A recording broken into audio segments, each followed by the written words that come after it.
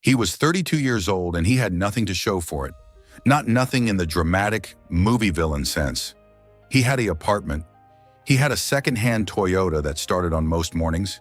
He had a job at a hardware store on the edge of Chattanooga, Tennessee, where he counted screws and helped customers find the right size of bolt, and went home every evening to a microwave dinner and a television that was always too loud because quiet rooms made the emptiness more obvious. His name was Calvin Reed, and if you had walked into that hardware store on any ordinary Tuesday and looked at him, tall, lean, a little hollow around the eyes, moving through the aisles with the energy of a man who had somewhere a long time ago decided that trying hard was not worth the disappointment that came after. You would not have guessed that in 14 months, this same man would be standing in a room full of people who were all there because of him. But we are getting ahead of ourselves. First, we have to talk about the 10 years. Calvin Reed had not always been this way. At 22, he had been something else entirely. He had graduated from UT Chattanooga with a business degree and a head full of plans so big and loud they kept him awake most nights. He was going to start a company.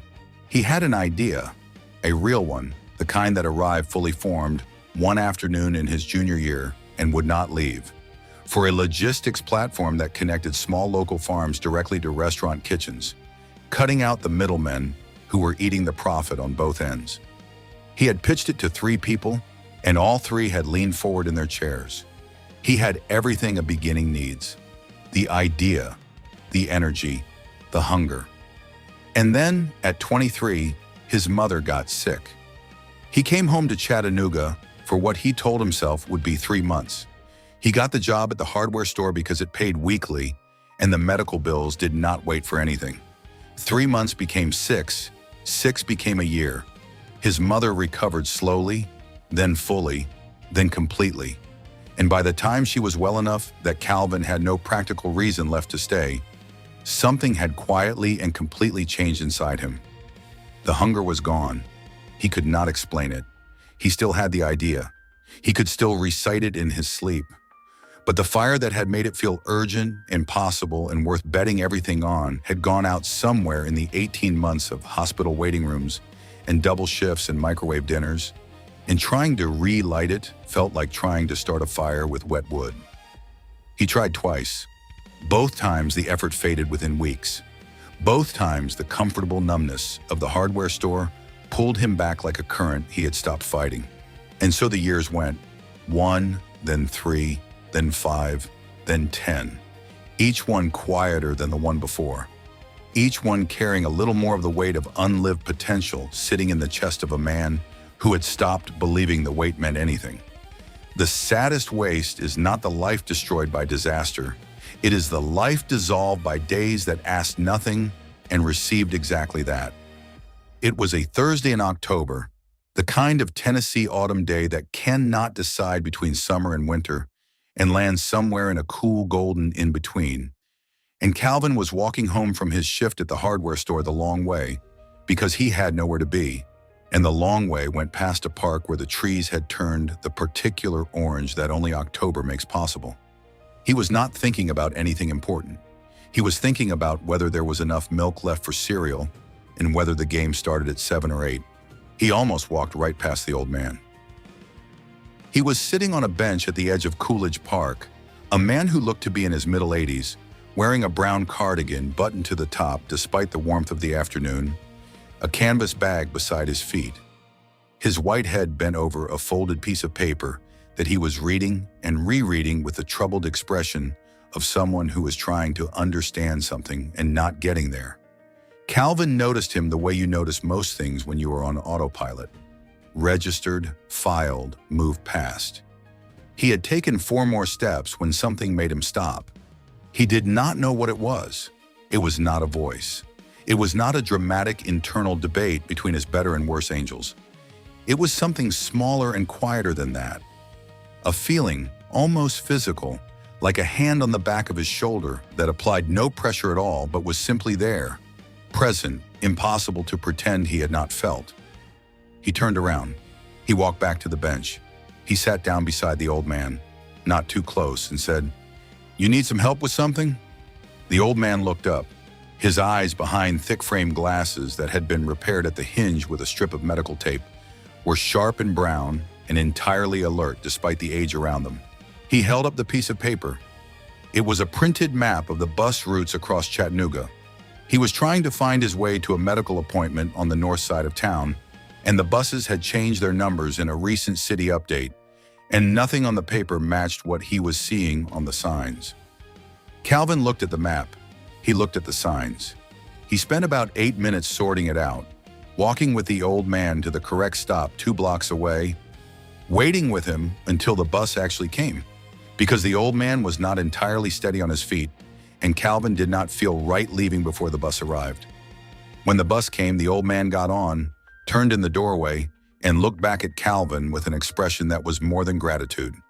It was the particular look of someone who has been invisible for a long time and has just been seen. "Young man," he said, "what is your name?"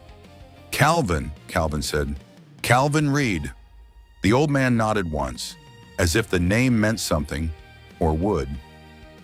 "I am Walter Briggs," he said. "I will not forget this."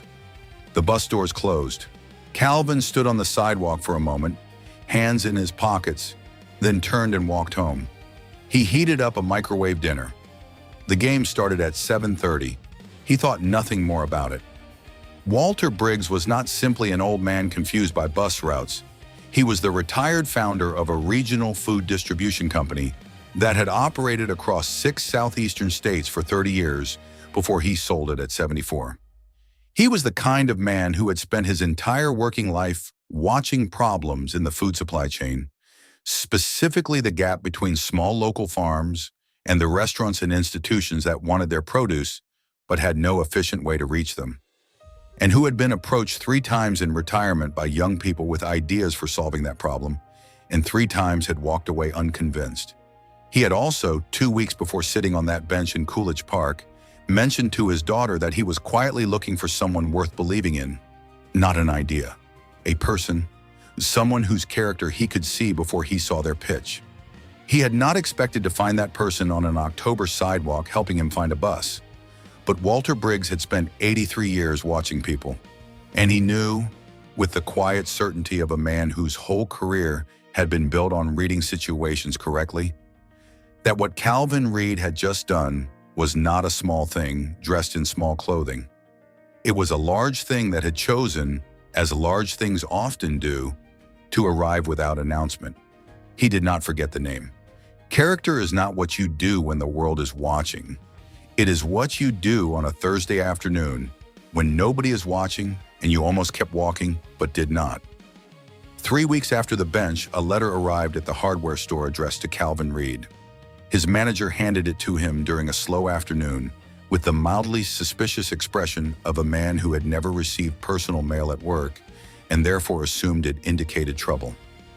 Calvin opened it in the break room, standing beside the coffee machine. It was handwritten. 3 pages. The penmanship was old-fashioned and precise, the kind taught in schools that no longer exist. Walter Briggs wrote that he had made inquiries about Calvin after the bus stop. He wrote that he had spoken to 3 people in Chattanooga who knew Calvin or had worked alongside him, and that all 3 had said the same thing in different words, that Calvin Reed was the most capable and wasted person they had ever known. He wrote that he had spent his career building something in the exact space that Calvin's original business idea had identified, and that the idea, described to Walter by one of the 3 people he had spoken to, who remembered Calvin talking about it 9 years ago at a dinner and had never forgotten it, was not only still valid, but had become, in Walter's assessment, more urgent than ever. He wrote that he was not in the habit of chasing people. He was making an exception. He wrote that if Calvin was willing, he would like to have coffee. Calvin read the letter 3 times. He sat down on the break room chair. He read it a 4th time. Then he did something he had not done in 10 years. He called the number at the bottom of the page. The coffee became 2 hours. The 2 hours became a weekly meeting. The weekly meeting became a partnership that Walter structured with the particular generosity of a man who has more money than he needs and more time than he expected, and has decided to spend both on something that deserves to exist. Walter did not give Calvin the answer. He gave him something better. He gave him the right questions, asked by someone who had already lived the answers. In a room where Calvin's 10 years of waiting had not disqualified him, but had, in Walter's quiet estimation, given him a patience and a groundedness that younger founders with less scar tissue often lacked. He gave him an introduction to two restaurant groups in Chattanooga who had been looking for exactly the kind of direct farm connection Calvin's platform would provide. He made one phone call to a farmer in Bradley County he had known for 20 years. He sat in on Calvin's first real pitch and said nothing, and afterwards told him two things he needed to change and one thing he should never change under any pressure from anyone. And then he stepped back, because Walter Briggs understood something that most mentors do not, that the greatest thing you can do for someone is give them just enough and then get out of the way and let them become the rest themselves. 14 months after the bench in Coolidge Park, Calvin Reed stood in a room full of farmers and restaurant owners and two local investors in downtown Chattanooga at the soft launch of a platform called Tennessee Table, a direct farm-to-kitchen connection service covering 6 counties and growing. Walter Briggs sat in the back row. He had refused a seat at the front. When Calvin spoke, he looked once at Walter, and Walter gave him the smallest nod possible, the kind that says everything without performing anything. I want to tell you something about those 10 years Calvin wasted. They were not wasted. Not because the waiting was secretly productive, or because everything happens for a reason in the easy greeting card sense, but because the man who walked back to that bench on an October Thursday in Chattanooga was shaped by every one of those 10 quiet years. The patience in him, the absence of arrogance, the groundedness that Walter saw immediately and valued above everything else, the hunger that had gone underground rather than gone out, still there, still real, waiting like a coal under ash that needs only the right breath to become fire again. The kindness did not come from nowhere. It came from a man who had been humbled by 10 years of a smaller life than he had planned, and had somewhere in that humbling kept his heart open when smaller men would have closed it. And here is the truth that the whole story carries. You do not know which moment is the one. You do not know which ordinary Thursday holds the extraordinary hinge.